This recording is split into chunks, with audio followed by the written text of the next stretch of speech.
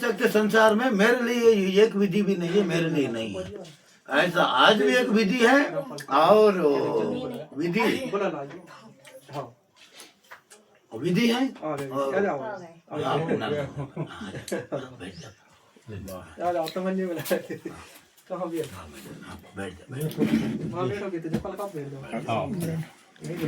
जब ऐसा एक विधि भी नहीं है संसार में रहने वाले 5,000 साल से लेके आज तक मेरे लिए एक विधि भी नहीं है। ऐसे नहीं तुम साधन करने लगा तो एक एक विधि जो गृहस्थी में रहते हुए तुम चल रहे उठ रहे बैठ रहे वही एक एक विधि है। वो विधि की तुम साधन करने से वो भी परमात्मा तक ले जाता है। जैसा पार्वती ने पूछा प्रश्न और शिव जी ने बताया जो 112 ध्यान की विधि है विज्ञान भैरव तंत्र मैंने कुछ संशोधन करते रहे तब अपने प्राप्त हुआ और प्राप्त होने के बाद हमने सोचा ये जनसामान्य के पास पहुंचाना चाहिए। जब तक आपके पास पहुंचे ना तब तक आप ज्ञात कैसा होता है। जब 100 ध्यान की विधि का हम बारीक से बिल्कुल देखा कोई कठिन साधन नहीं है 3 में 5 मिनट। अब जब पहले विधि ये बता रहे हैं जो तुम्हारे सांस चल रहा है आ रहा है जा रहा है प्रत्येक मनुष्य को परमात्मा ऐसी व्यवस्था करा दे यंत्र के अंदर शरीर की यंत्र के अंदर तुम देखो ना देखो तुम्हारे साथ काम करते रहो भोजन करते रहो खेती में करते रहो घर में रहो कहीं भी रहो अपने आप श्वास चलते ही रहता है। इतना तो सबकी पता है पढ़ा लिखा हो ना पढ़ा लिखा। पार्वती बता रहा है शिव जी ने कोई एक साधक हो ये कि केवल स्वर एक ये बोलता है सूर्य नाड़ी या चंद्र नाड़ी ये शिव और शक्ति है। अब आपने जो अभी कहा था ना कोई नानक जा रहा है इलाहाबाद जा रहे हैं नहाने के तात्पर्य है धार्मिक ग्रंथों की अपने हिंदू धर्म में परंपरा गंगा जी नहाने की महिमा नहीं है। तुम्हारे जो गंगा यमुना जो संगम है आपके भीतर ये गंगा है यमुना है जो ये जो तीसरा है सरस्वती सुषुम्ना उसको पहचानना है उसको अनुभूति करना है वही गंगा नहाना है वही ज्ञान की गंगा है। अपने हिंदू धर्म में पुरानी प्राचीन ऋषि लोग आज नहीं कल आदमी जान पाए। हम कभी नहीं तुमने ऐसे आलोचन किया इतने जीवन हो गए 60-70 साल हो गए हम आरती उतर रहे क्यों उतर रहे तुमने कभी सवाल नहीं किया। घंटी बजा रहे हम क्यों बजा रहे कभी ध्यान दिए तुमने कभी ध्यान नहीं दिया किसी ने बता दिए तुमने बजा दी किसी ने बोलते आरती कर दी। इसके यही प्रमाण है जो घंटी आवाज है जैसे घंटी आवाज आ रहा है तुम्हारी ध्वनि सुन लिया तुमने सुनने के बाद जो सुनने के पहले जो शांति है अब हम चुपचाप बैठा है एकदम घंटी आवाज आए तब तुम्हारा ध्यान उतर पहुंच गए। अब जो सुनने के पहले की जो एक क्षण है वो क्षण में भी मुक्ति संभव है किसने टेर गए। इसी प्रकार जो स्वरों के बीच में जो टेर जाता है साधन विधि पहले ये कहे जो साधक को स्वर कोई विचार मत करो कोई नाम मत जुड़ाओ दूसरी विधि बन जाएगा। हम राम राम जपना चाह रहे लक्ष्मण जपना चाह हनुमान जी जपना चाह रहे नहीं केवल देखना शुरू कर दो।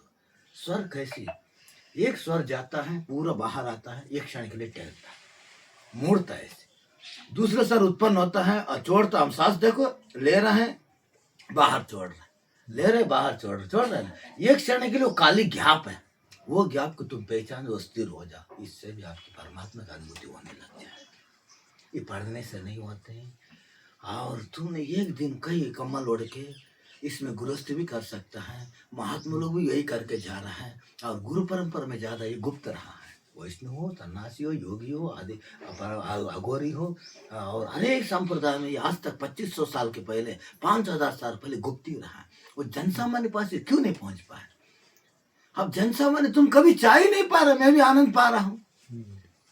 महाराज मेरी शादी हो जाए महाराज मेरा ब्याह हो जाए मेरे बच्चे हो जाए तुम यही अपेक्षा करते मैं तुच्छ आचरण करता जो चीज तुम्हारे सामने है मौजूदा है वही चीज तुम संग्रहित करने चाहता इन्हीं के लिए तुम्हारे नजर अभी तक पहुंचे ही नहीं।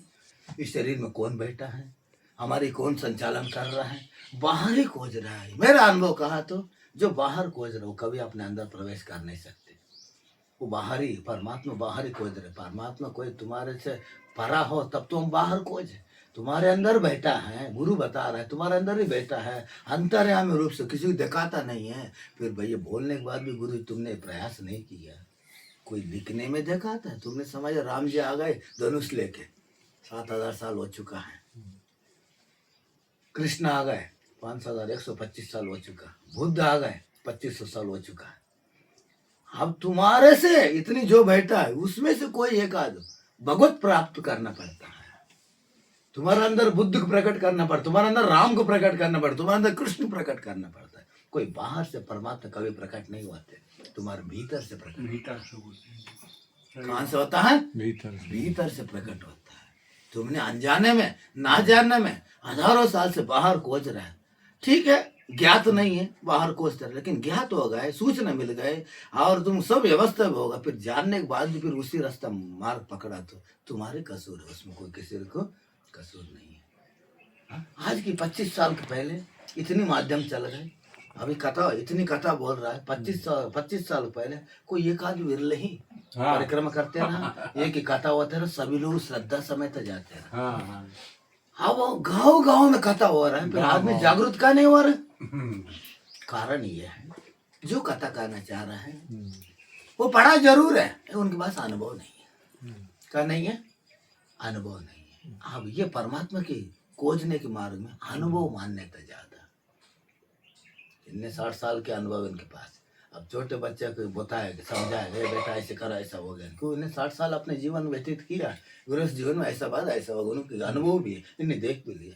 अब छोटे बच्चे 10 साल को क्या समझेगी? वो तो देखा नहीं 60 साल, उन्हें वो अनुभव बताएगी। हाँ, वो मानेगी नहीं। जब वो टुक्कर कहा था, जब दादाजी कहता रहा वो सही है, जब वो समय, जब तक दादाजी भी नहीं रहते, हाँ, और फिर अपने मार्गदर्शन। इसी प्रकार महात्मा लोग पहले से आपके बता रहे हैं, ये बहुत गूढ़ प्राचीन ग्रंथ से निकला हुआ एक एक ज्ञान की विधि, तो जो तुम चल रहा है, जो तुम चल रहा है, फिर रहा है, उसी की एक विधि बना जीवन भर एक को।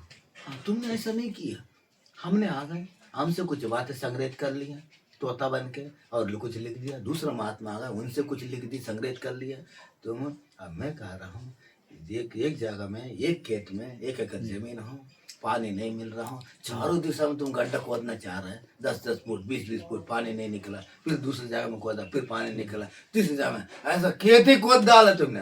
अरे एक ही जगह में खोदो, 500 फुट ने 1000 फुट खोदो, पानी तो मिलना ही, पानी मिले।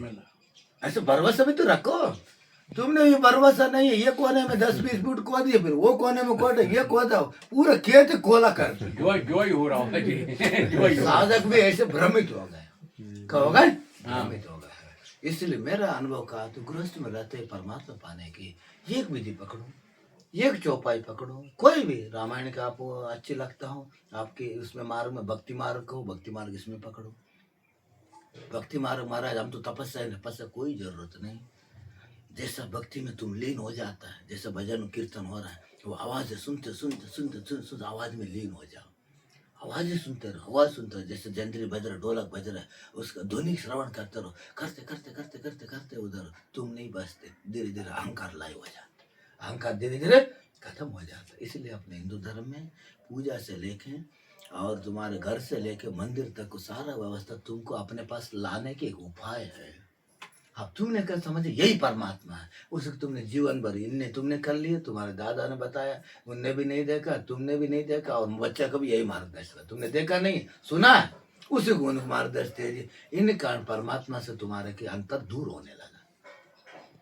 तुम्ही ने बनाए अंतराल, परमात्मा के, तुम्हारे परमात्मा का अंतराल नहीं है, तुम ही ने अंतराल बना दिया। महाराज हम गृहस्थी हो, आप महात्मा है, मैं अब निशायक हूँ, ऐसा कोई भी नहीं है, उम्र का कोई लेना देना नहीं है, आप निर्णय के ऊपर है। मैं परमात्मा इसी जन्म में, इसी वक्त, इसी क्षण में, कोई मुक्ति और मोक्ष जब भविष्य में होने वाली नहीं है, अभी इसी वक्त, इसी क्षण, इसी शरीर में होने में केवल जानना है। क्या करना है? जानना है, जान के फिर ऐसे ही होना है जी। उसी के नाम बुद्धत्व कहो, उसी के नाम परमात्मा कहो, उसी के नाम ब्रह्मत्व कहो, उसी के नाम परमात्मा को साक्षात्कार कहो। हाँ, ओम श्री परमात्मा।